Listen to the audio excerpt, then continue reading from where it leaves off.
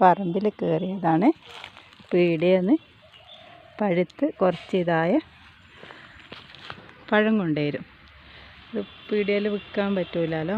അപ്പം അതിങ്ങനെ കെട്ടിത്തൂക്കി കൊടുത്തു കഴിഞ്ഞാൽ പക്ഷികൾ വന്നിട്ട് ഇങ്ങനെ കഴിക്കും. പിന്നെ വെള്ളവും വെച്ച് കൊടുക്കും.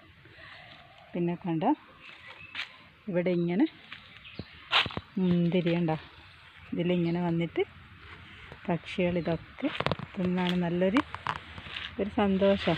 എന്താണെന്ന് ഇപ്പോൾ എവിടെയും ഭക്ഷണമൊന്നും ഉണ്ടാവില്ല. ഇവിടെ തന്നെ ഇപ്പോൾ പേരക്ക ഉണ്ടാകുന്ന സീസണിൽ പേരക്ക മരത്തിലൊന്നും കാണുന്നില്ല. അപ്പോൾ അതിറ്റകൾക്ക് ഇങ്ങനെ നമ്മൾ കൊണ്ടേക്കും. നമ്മൾ അങ്ങ് പോയി കഴിഞ്ഞാൽ വന്നിട്ട് എല്ലാവരും തിന്നും. വെള്ളവും വെച്ച് കൊടുക്കും.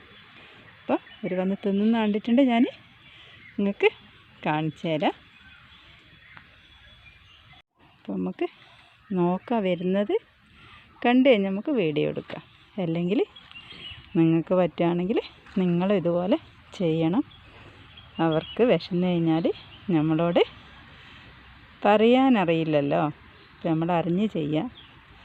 അത് നായ ആയിക്കഴിഞ്ഞാലും പൂച്ചയായാലും പക്ഷിയായാലും ഒക്കെ നമുക്കാവുന്ന ഇത് ചെയ്തു കൊടുക്കുക.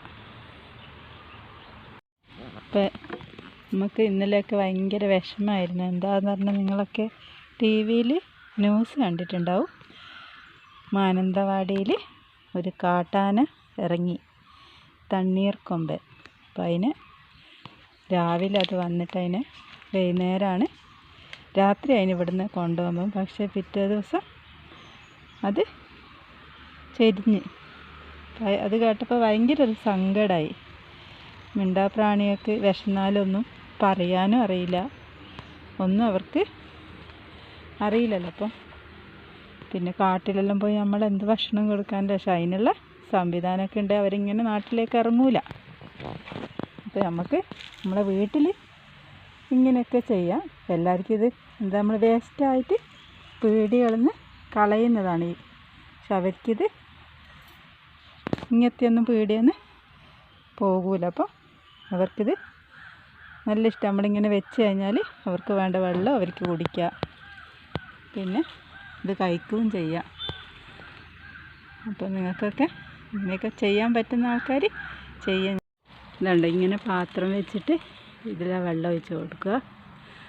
താഴെ വെച്ചാൽ കീരിയുണ്ട്, അപ്പം അതിനെ പിടിക്കും. അതുകൊണ്ട് ഇതിൽ വന്ന് വെള്ളം കുടിക്കും. അപ്പം നമ്മൾ ഒച്ച കേട്ട് കഴിഞ്ഞാൽ പെട്ടെന്ന് പറന്നു പോകും. ഇതുണ്ട്. അപ്പം ഇവിടെയൊക്കെ ഉണ്ട്. ഞാനിവിടെ ഉള്ളതുകൊണ്ടാണ് ഇപ്പം ഇങ്ങോട്ട് വരാത്തത്. അല്ലെങ്കിൽ വൈകുന്നേരം കൂട്ടിലടങ്ങാൻ പോകുമ്പോഴൊക്കെ വന്നിട്ട് ഭക്ഷണം കഴിച്ചിട്ട് പോകുള്ളൂ. ഞാൻ ഇവിടെ നിന്ന് താഴെ ഇറങ്ങിയപ്പോൾ വന്നിട്ട് ചെറുങ്ങനെ കൊത്തിയിട്ട് പോയണ്ട. ഒച്ച കേൾക്കുമ്പോൾ അവർക്ക് പേടി, അവർ പിടിക്കും എന്നുള്ള പേടി കൊണ്ടാണ് ഒച്ച കേൾക്കുമ്പോൾ വരാത്തത്. തെങ്ങിൻ്റെ മേലെ ഒരു പെട്ടി വെച്ച് കണ്ടിട്ടില്ലേ, അതുപോലെ തന്നെ പഴവും മുന്തിരിയൊക്കെ ഇട്ട് വെച്ചിട്ടുണ്ട്. ഒരണ്ണാന് സ്ഥിരമായിട്ട് വന്നിട്ട് കാണാം. നമ്മൾ ഈ ഒച്ച കേട്ട് കഴിഞ്ഞാൽ വരാൻ കുറച്ച് മടിയായിരിക്കും.